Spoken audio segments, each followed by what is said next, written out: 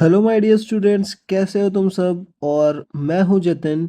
आज हम लोग करने वाले हैं पॉलिटिकल साइंस का chapter 2, diversity and discrimination. Class 6 का है ये। और यहाँ पर हम लोग क्या सीखेंगे। यहाँ पर हम लोग मेनली फोकस करेंगे डिस्क्रिमिनेशन पर, क्योंकि डाइवर्सिटी हमने इससे पहले वाले चैप्टर पर बता दिया है। बिना किसी देरी के चलो स्टार्ट करते हैं डिस्क्रिमिनेशन एंड डाइवर्सिटी के साथ। सबसे पहला जो टॉपिक है यहाँ पर दे रखा है अंडरस्टैंडिंग प्रीजुडिस। प्रीजुडिस क्या होता है? ये एक टर्म है, आप इसको लिख के ले लेना। ये बहुत काम की टर्म है, या फिर इसको कहूँ मैं कि ये आपको पेपर में लिख कर आना है। अगर आप इसको लिखोगे तो आपके जो मार्क्स हैं, नंबर हैं, वो बढ़ने के चांसेस रहेंगे। इसका मतलब होता है पक्षपात। पक्षपात इन द सेंस किसी भी व्यक्ति को बिना देखे, बिना सोचे, बिना समझे उसे जज कर देना इज नोन एज प्रिजुडिस। ठीक है। अब इसमें इसकी डेफिनेशन लिखी है, या फिर कहें पॉइंट वाइज लिखा है क्या होता है प्रिजुडिस। तो हम पहले पढ़ लेते हैं। यहाँ पर प्रिजुडिस की डेफिनेशन लिखी है, तो देख लेते हैं। Prejudice means forming an opinion about someone without knowing them properly. ठीक है।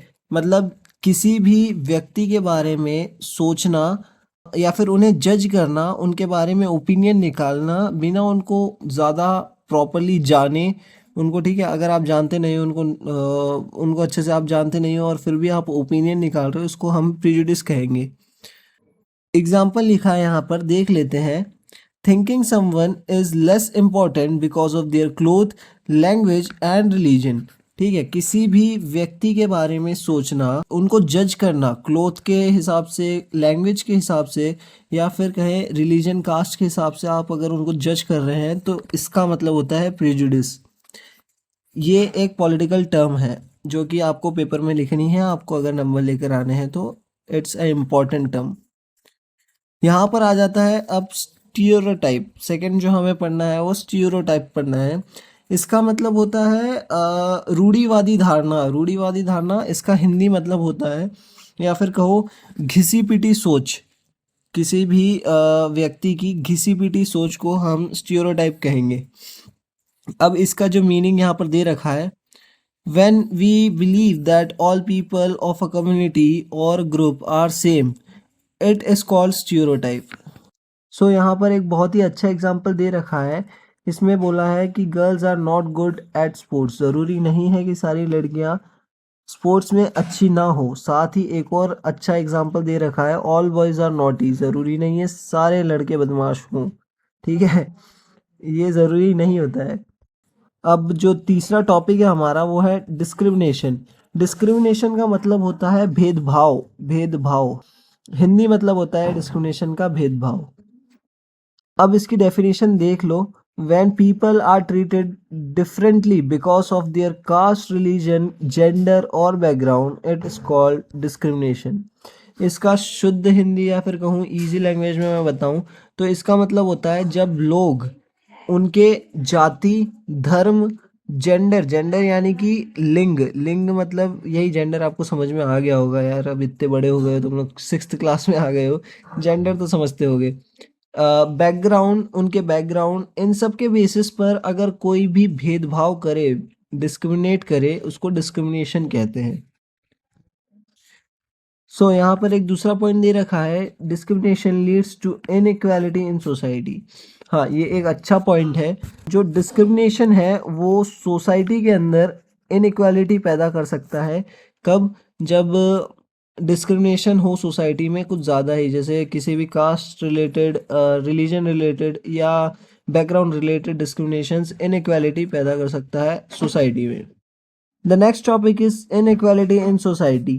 अब जो हमारी सोसाइटी है वहाँ पर बहुत ही ज़्यादा इनइक्वालिटी है in the basis of occupation. ठीक है। ये जो पहला पॉइंट है वो मैं आपको पूरा बताऊंगा अभी रीड करके, पहले सुन लो कि इनइक्वालिटी कौन कौन से बेसिस पर है। On the basis of work, occupation, caste and wealth. Caste, wealth, gender, यहाँ पर बहुत सारी टर्म्स है जो मैंने नहीं लिखी है, आप उनको ऐड कर सकते हो। जेंडर है, रिलीजन है, वेल्थ हो गया, वर्क हो गया, ये सब जो टर्म्स हैं इनके बेसिस पर सोसाइटी में बहुत ही ज़्यादा इनइक्वालिटी होती है। अब हम इसे रीड कर लेते हैं एक बार। In India, people were often treated unequally based on their work, caste and wealth. जो मैंने बोला वही है, इसका इंग्लिश ट्रांसलेशन है ये वाला। एग्जाम्पल यहाँ पर है वो देख लेते हैं। In the past Dalits were not allowed to enter temples, school और even use public wells and toilets. ठीक है, यहाँ पे एक पॉइंट मिस हो गया, एंड टॉयलेट्स आप लिख सकते हैं। तो जो एग्जाम्पल है वो क्या बता रहा है कि पहले पहले के समय में इन द पास्ट दलित्स, जो दलित लोग हैं वो एक लोअर कास्ट है, लोअर क्लास है, जिनको कुछ भी अलाउ नहीं था। उनको मंदिर में एंटर होना अलाउ नहीं था, उनको स्कूल जाना अलाउ नहीं था, उनको जो पब्लिक वेल्स थी वहाँ से पानी भरना अलाउ नहीं था, पब्लिक वॉशरूम्स जो है उनको यूज़ करना अलाउ नहीं था। जो नेक्स्ट टॉपिक हमारा आता है वो है कॉन्स्टिट्यूशनल वैल्यूज़। अब जो इंडिया का कॉन्स्टिट्यूशन है, संविधान है, वो हर एक इंडिविजुअल को उनके फंडामेंटल राइट्स गारंटी करता है। फंडामेंटल राइट्स जो है वो है आर्टिकल 12 से लेकर आर्टिकल 35 तक। ठीक है, ये इम्पोर्टेंट है, ये याद कर लेना, आपको हर जगह काम आएगा। ठीक है, आर्टिकल 12 से लेकर आर्टिकल 35 तक, 35 तक, आर्टिकल 12 से लेकर आर्टिकल 35 तक इंडियन कॉन्स्टिट्यूशन के पार्ट थ्री में पार्ट थ्री में फंडामेंटल राइट्स दे रखे हैं। ठीक है, उनमें से एक राइट होता है राइट टू इक्वालिटी।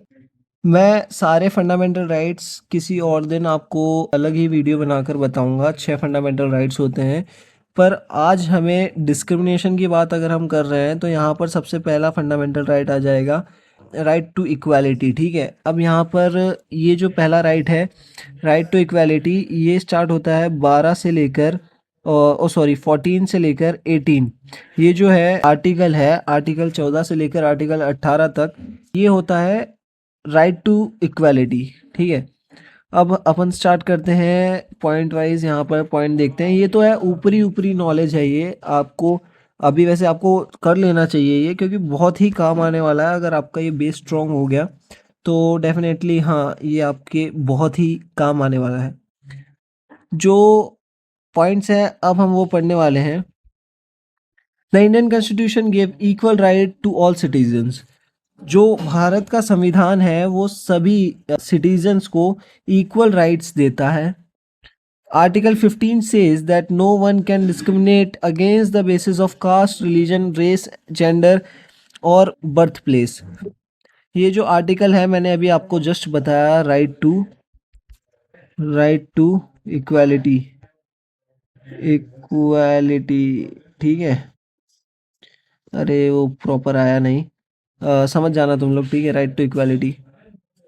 हाँ, एक बार मैं आपको फिर से समझा देता हूँ। आर्टिकल 15 जो है इंडियन कॉन्स्टिट्यूशन का, वो किसी भी प्रकार का डिस्क्रिमिनेशन मना करता है। ठीक है, says that no one can be discriminate, कोई भी डिस्क्रिमिनेट नहीं कर सकता किसी भी इंडिविजुअल को against on the basis of caste, religion, race, gender and birth place. ठीक है, ये जो चीज़ें हैं religion, caste, gender, work, occupation, इन सब के बेसिस पर कोई भी डिस्क्रिमिनेट किसी भी व्यक्ति को नहीं कर सकता। ये आर्टिकल 15 हमें बताता है ऑफ द इंडियन कॉन्स्टिट्यूशन। जो नेक्स्ट टॉपिक है वो है रिस्पेक्टिंग डाइवर्सिटी। अब देखो, हमें जो है ना डाइवर्सिटी की जो है रिस्पेक्ट करनी चाहिए। क्यों? क्योंकि यहाँ पर 2 पॉइंट दे रखे हैं, आपको इजीली में समझ में आ जाएगा इजी लैंग्वेज में कि हमें डाइवर्सिटी की रिस्पेक्ट क्यों करनी चाहिए एंड ये इम्पॉर्टेंट क्यों है हमारे लिए। तो सबसे पहले जो पॉइंट है वो मैं पढ़ देता हूँ आपके लिए। Diversity gave us the chance to learn from each other. जो डाइवर्सिटी है वो हमें एक चांस देती है to learn from each other. Each other मतलब बहुत सारी सोसाइटी में बहुत अलग अलग प्रकार के लोग हैं, तो उन सब से हमें आपस में सीखने का, कुछ ना कुछ अलग सीखने का ये जो है चांस देती है, ग्रांट करती है। The next point is every community has its own culture and way of life. हर एक कम्युनिटी के पास उनका खुद का कल्चर है और एक वे ऑफ लाइफ है जिनकी रिस्पेक्ट हमें करनी चाहिए। We should respect them. ठीक है, ये सो गाइज ये था तुम लोगों का चैप्टर 2। अगर तुम लोगों को ये पसंद आया तो नेक्स्ट चैप्टर जल्दी मैं लेकर आऊँगा। सब्सक्राइब कर लो फॉर मोर। Thank you. जय हिंद, जय भारत।